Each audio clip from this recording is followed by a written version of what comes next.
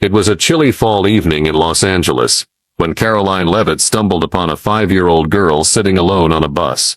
What happened next will surely melt your heart. Before diving into the story, comment where you're watching from and don't forget to subscribe so you won't miss the latest stories.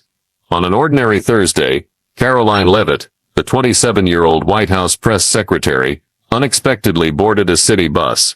With her vibrant Gen Z style and the heart of a young mother, she blended in with everyday people after a long day of press briefings and political events for President Trump.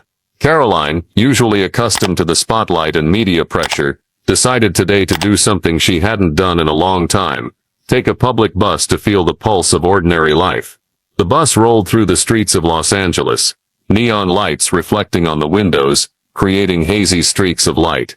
Karoline Leavitt, still immersed in a rare moment of peace, felt the slow rhythm of life amidst the bustling city.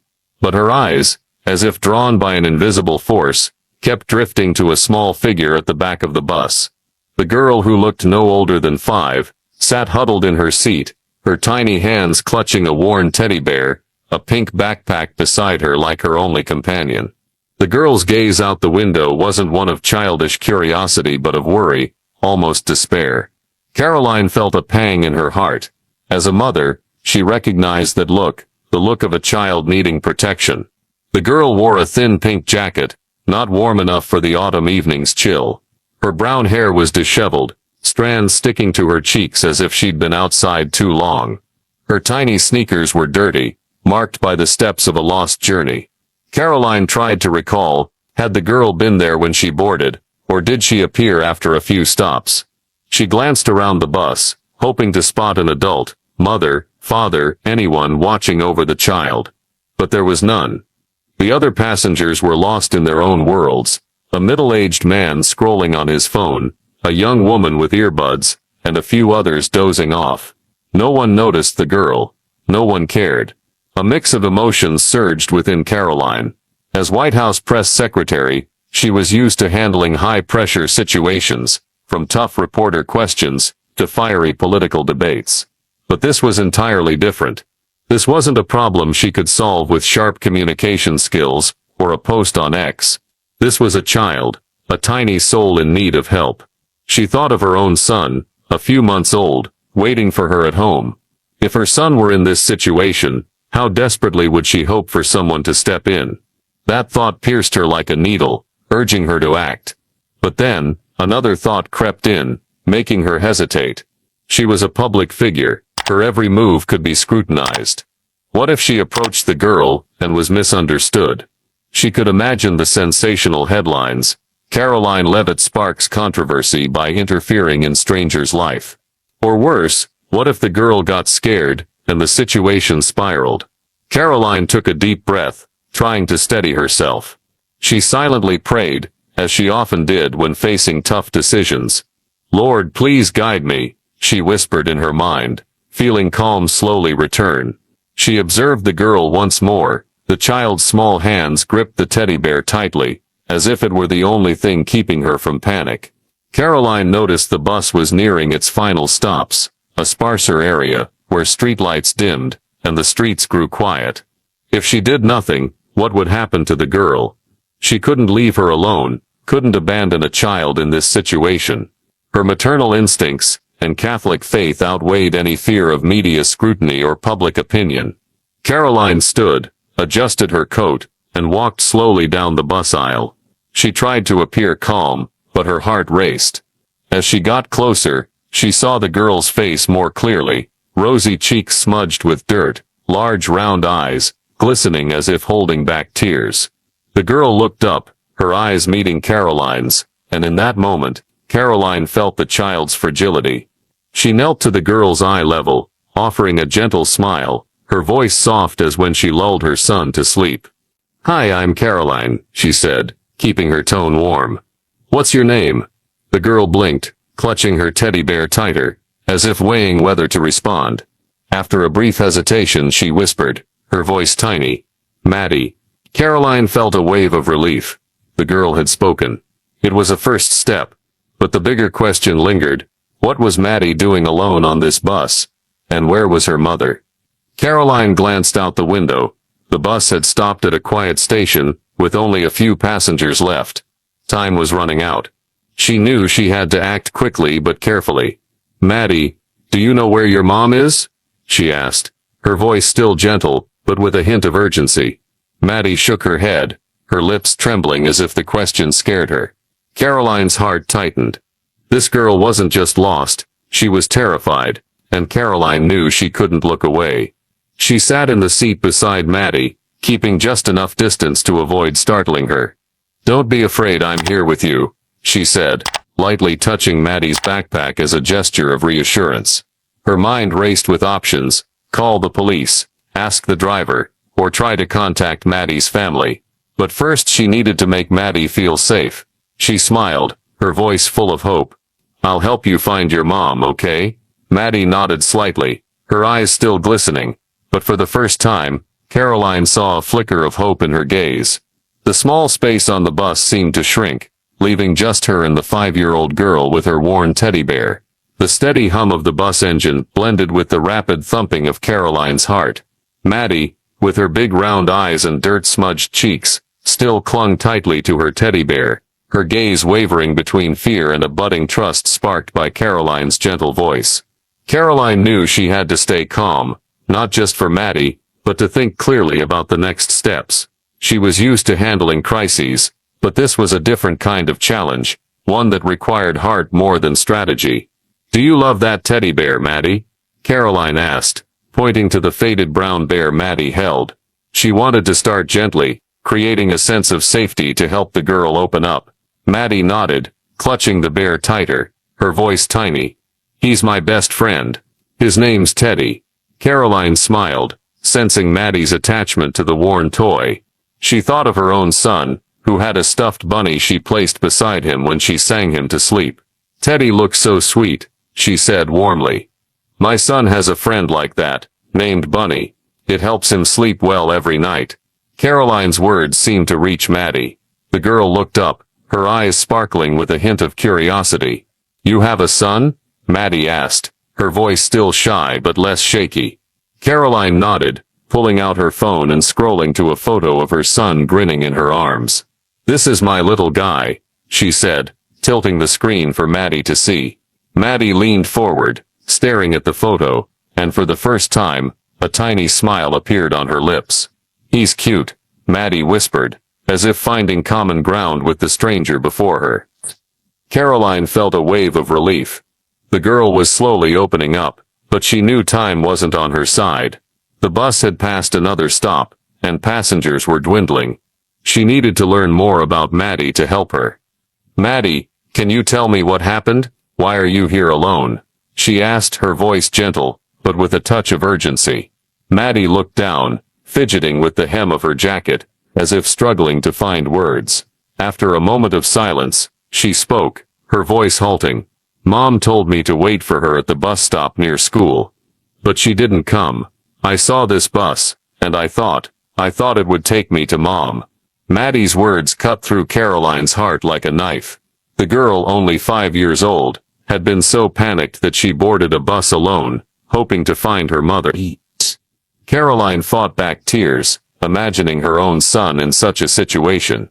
"You're so brave, Maddie," she said, lightly touching the girl's shoulder. "I promise I'll help you find your mom, okay?" Maddie nodded, but her eyes remained glossy, as if she didn't fully dare to believe. Karoline scanned the bus, hoping for clues.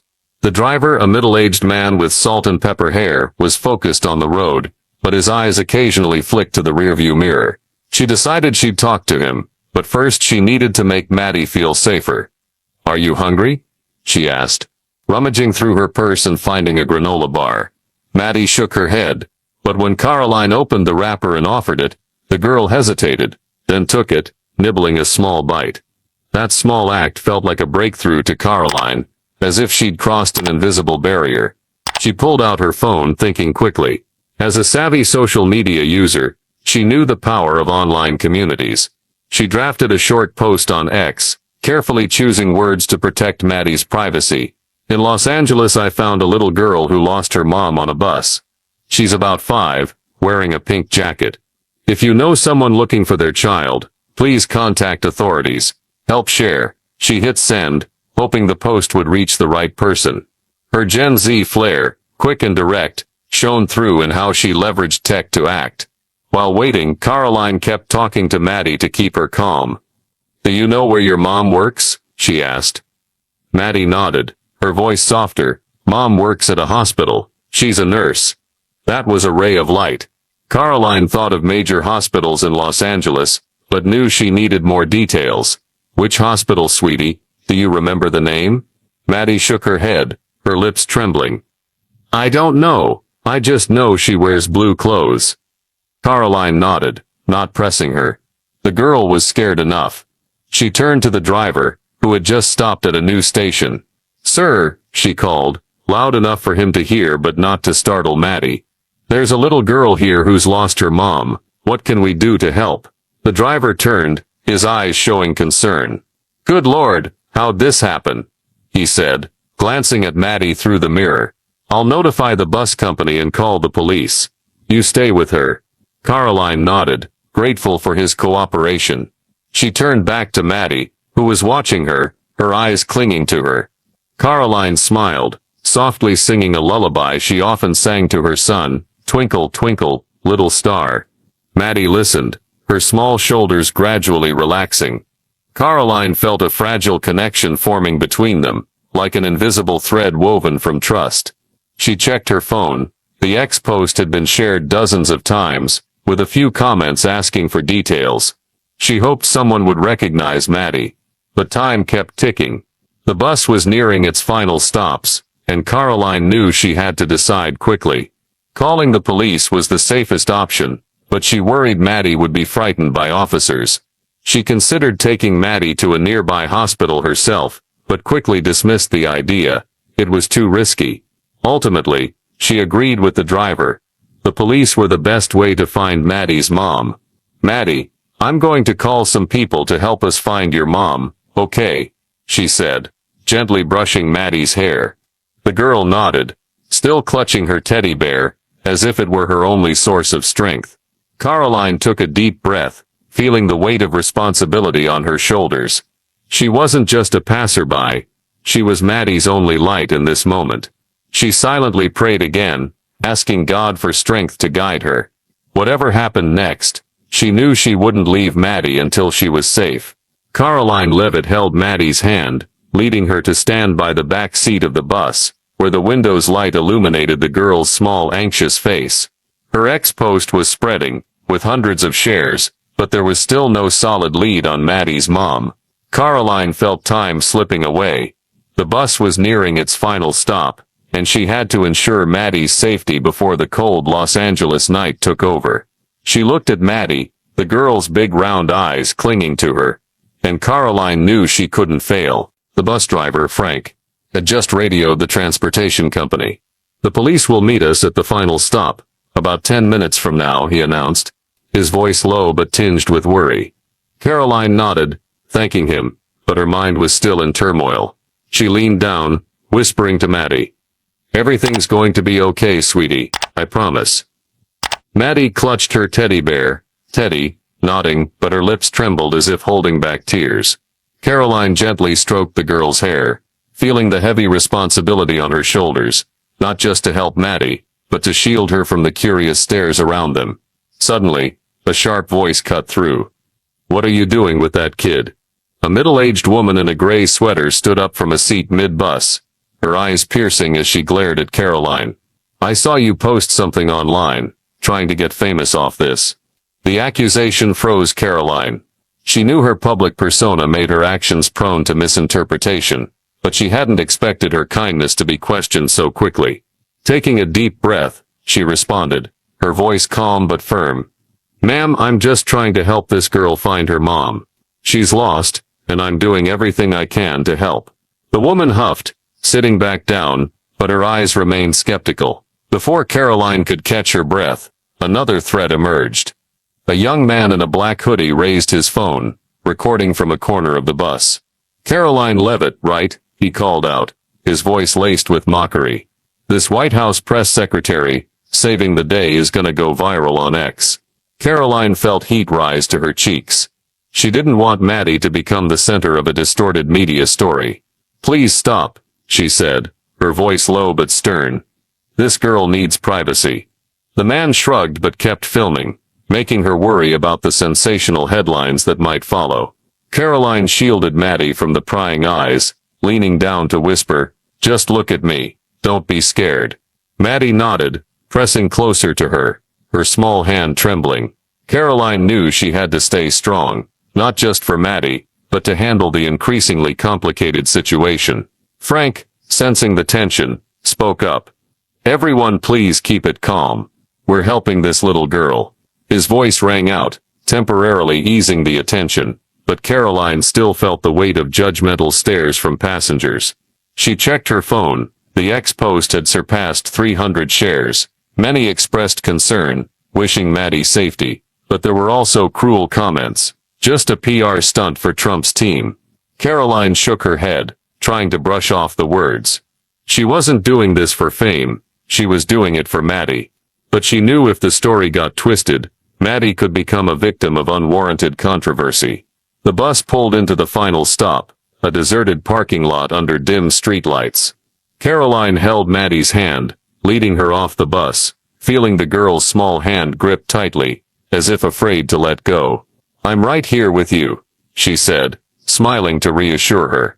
Frank followed, his eyes full of concern. Moments later, the red and blue lights of a police car flashed, and an officer stepped out, tall but with kind eyes. "Hello," the officer introduced himself. "I'm Parker." "You found the girl?" Karoline nodded, quickly explaining. "Her name's Maddie, about 5 years old, says her mom's a nurse at a hospital, but doesn't know which one. I stayed to make sure she's safe." She spoke clearly, but inside, she was anxious. As a public figure, she feared being misunderstood, especially with the young man still lurking nearby, phone raised. Parker nodded, kneeling to Maddie's level. "Hi Maddie, you beautiful girl. Do you remember what your mom was wearing?" Maddie glanced at Karoline, as if for permission, then whispered, "Mom wears blue blonde hair." Parker jotted it down, his voice gentle. "Great job, kiddo. We'll find your mom." Karoline felt a wave of relief but kept holding Maddie's hand, not wanting her to feel abandoned. She noticed the man filming now standing near the police car, still recording. She sighed, knowing this story could soon be blown out of proportion online. But she reminded herself, Maddie was the priority. She couldn't let outside judgments shake her resolve. Parker spoke into his radio, requesting checks at nearby hospitals. Karoline leaned down, whispering to Maddie, "See? The officer's really nice. We'll find your mom." Maddie leaned her head on Karoline's shoulder, her breathing steadier. Karoline softly sang "Twinkle, Twinkle, Little Star," feeling Maddie relax. She checked X again, and a new comment made her heart race. "I work at Cedars-Sinai. My colleague May is looking for her daughter. About 5, pink jacket." Karoline immediately forwarded the message to Parker, hoping this was the right lead. Under the dim streetlights of the deserted parking lot, Karoline Leavitt stood beside Maddie, the girl's small hand still gripping hers, as if afraid to let go. The sound of police sirens faded, giving way to the tense silence of the Los Angeles autumn night. Parker had just sent Maddie's details over the radio, asking nearby hospitals to check for a nurse named May looking for her daughter. Karoline looked at Maddie, seeing a glimmer of hope mixed with worry in the girl's big round eyes. She smiled, gently stroking Maddie's hair. "Your mom will be here soon," she whispered, her voice as soothing as when she lulled her own son to sleep. But inside, she worried, what if the X-post's lead about Cedars-Sinai was wrong? Maddie leaned into Karoline, her teddy bear, Teddy, pressed tightly to her chest.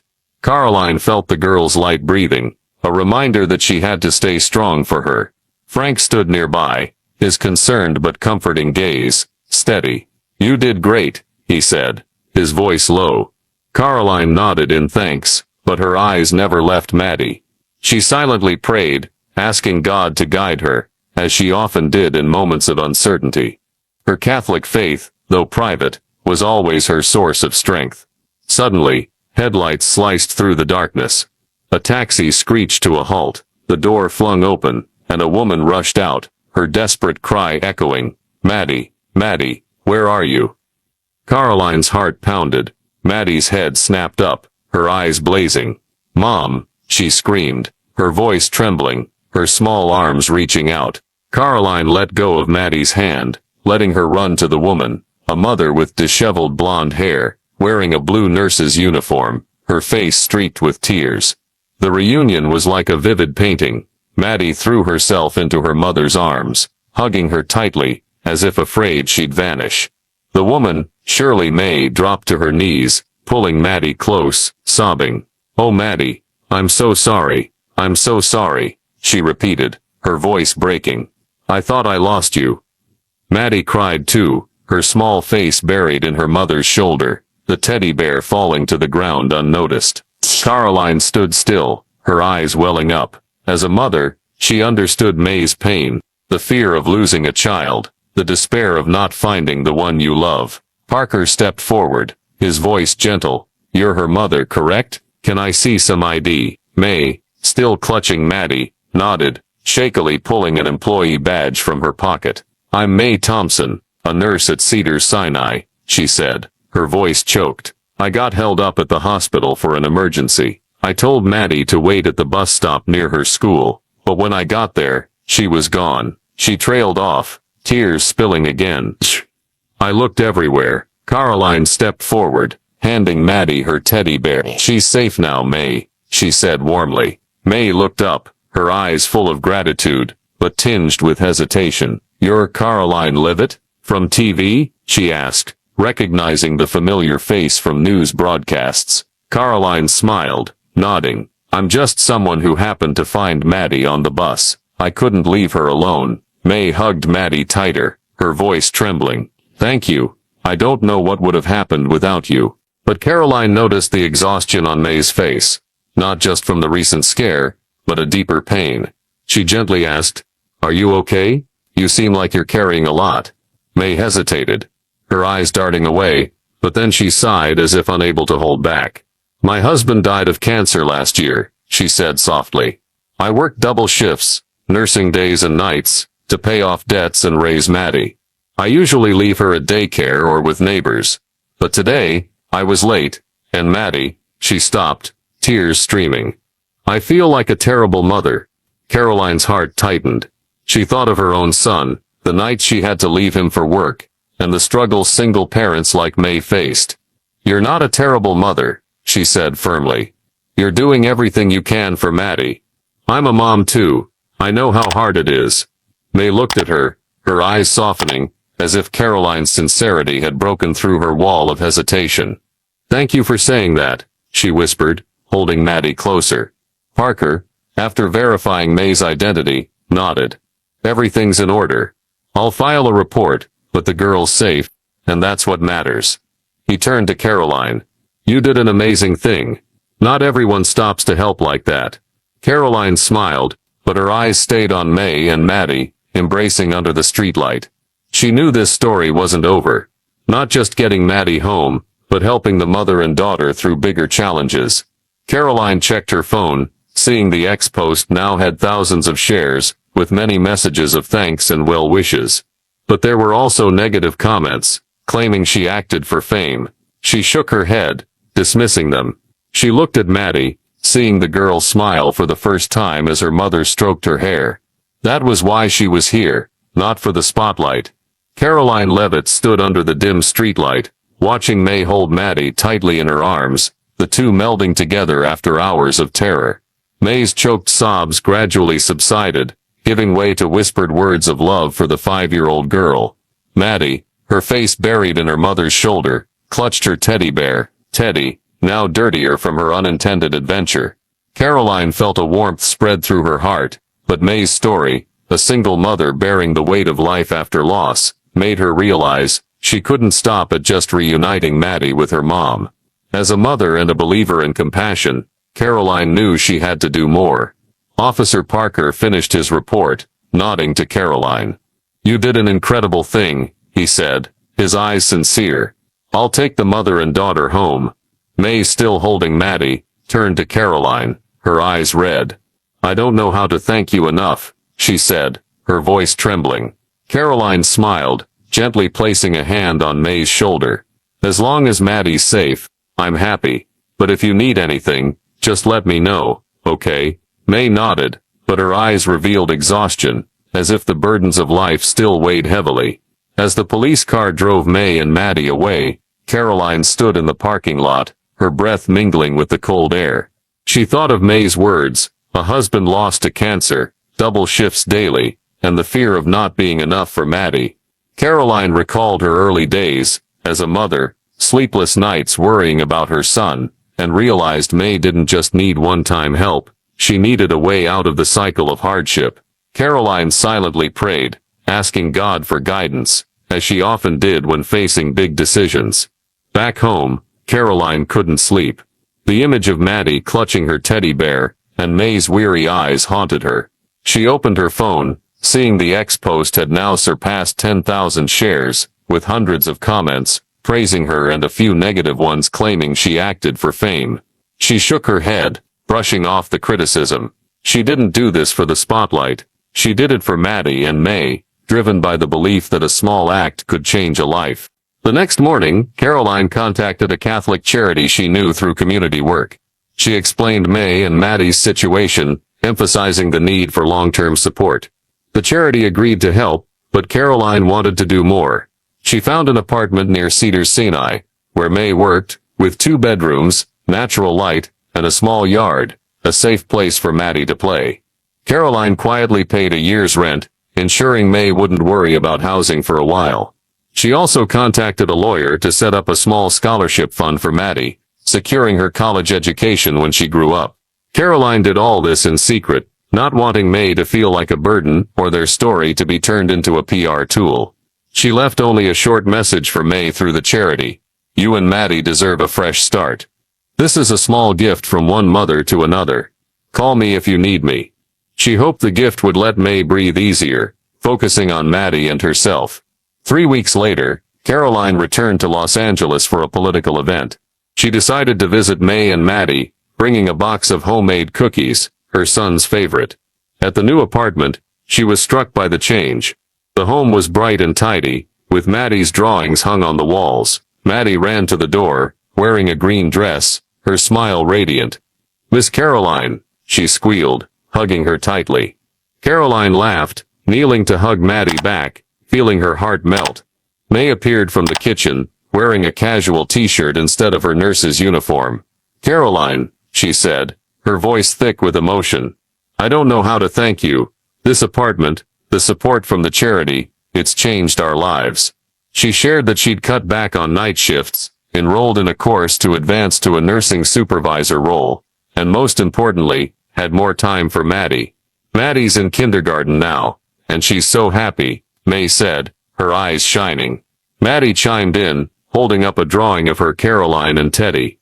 "This is you because you found my mom," she said, making Karoline laugh, her eyes welling up. Karoline sat with Maddie, listening to her talk about school and new friends. She noticed Maddie no longer had the fearful look from the bus, replaced by the confidence of a loved child. May poured tea, sharing more. "I thought I couldn't get through, but you gave me hope." Karoline shook her head, smiling. "You and Maddie were strong on your own. I just helped a little." Before leaving, Karoline took a photo with Maddie and May, but kept it private, not posting it on X. She didn't want their story turned into a media campaign. But fate had other plans. A friend of May's, moved by the mother and daughter's transformation, posted on X, "An incredible woman helped my friend and her daughter find a new home. She didn't want fame, but her kindness deserves to be known." The post went viral, with tens of thousands of likes and comments praising the anonymous hero, though many guessed it was Karoline. Karoline read the post on her way back, smiling. She didn't seek recognition, but she was glad the story inspired others. She thought of her son, and an idea sparked. She wanted to push for an initiative to support single-parent families, but she'd do it quietly, as she did for May. She silently prayed, thanking God for the chance to change Maddie and May's lives. At home, Karoline pulled out a small hair clip, Maddie's, accidentally left on the bus. She kept it as a memento, a reminder that compassion, however small, could ripple further than she imagined. She texted May, "Let me know when Maddie starts first grade. Okay. I want to send a gift." May replied instantly, "You're our angel." Karoline smiled, knowing her actions hadn't just helped a family, they'd transformed her own heart. Karoline Leavitt sat on the flight back to Washington, D.C., her gaze drifting through the plane window, where white clouds floated lazily under the sunset. The image of Maddie running to hug her, the child's innocent drawing of her and Teddy, and May's relieved smile lingered vividly in her mind. Maddie's small hair clip, the keepsake she held onto, rested safely in her purse, a reminder of compassion's power. She hadn't expected her quiet act of helping the mother and daughter to create a larger wave, spreading further than she could have imagined. As the plane landed, Karoline opened her phone, overwhelmed by notifications from X. The post by May's friend, praising the anonymous hero who helped the mother and daughter find a new home, had now surpassed 50,000 shares and tens of thousands of likes. Though unnamed, many quickly guessed it was Karoline, thanks to details about the girl in the pink jacket and the bus incident. Comments overflowed with emotion. "This is what the world needs. Pure kindness, and whoever did this is a true angel." But not all were positive. Some sneered, "Another PR stunt for Trump's team. Convenient, huh?" Karoline shook her head, unsurprised. She was used to scrutiny, but she didn't want Maddie and May's story distorted by politics. The news quickly spread to media outlets. A Los Angeles local paper ran a headline, "Karoline secretly helps struggling family." Another from a conservative news site praised Karoline Leavitt shows America's compassion. But some articles questioned, is this a strategic image-building move? Karoline skimmed them, unbothered. She didn't help Maddie for fame, but for the frightened look in the girl's eyes on the bus. Yet, as a public figure, she knew she had to speak up to protect their story. The next day, at the White House, Karoline held a brief press conference. Standing at the podium, her blonde hair gleaming under the flash of cameras, she smiled lightly, her voice steady. "I came across a little girl who needed help, and I did what anyone would do. I stayed with her. I wasn't seeking attention, but I'm grateful to the X community for sharing and helping us find her mom." She paused, her eyes scanning the reporters. Compassion doesn't pick sides in politics. I hope this story reminds us that a small act can make a difference.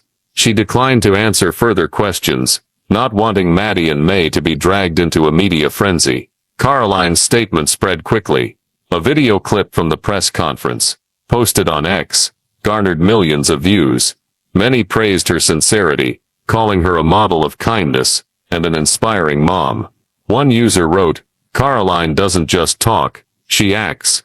This is what we need in leaders." But there were dissenting voices, claiming she used the story to bolster the Trump administration's image. Karoline skimmed the comments, smiling faintly. She couldn't control everyone's thoughts, but she knew her heart was pure.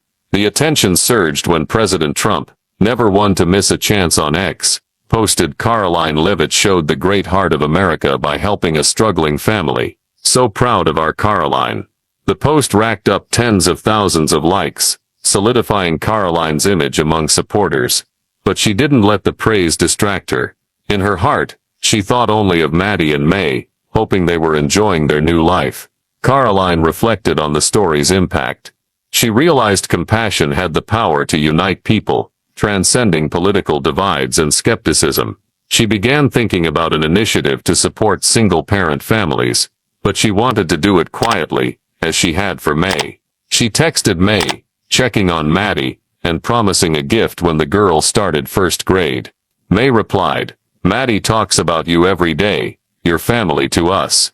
The message made Karoline smile, feeling the bus journey had changed her too. Karoline Leavitt sat in her small home office, the soft glow of a desk lamp illuminating her face.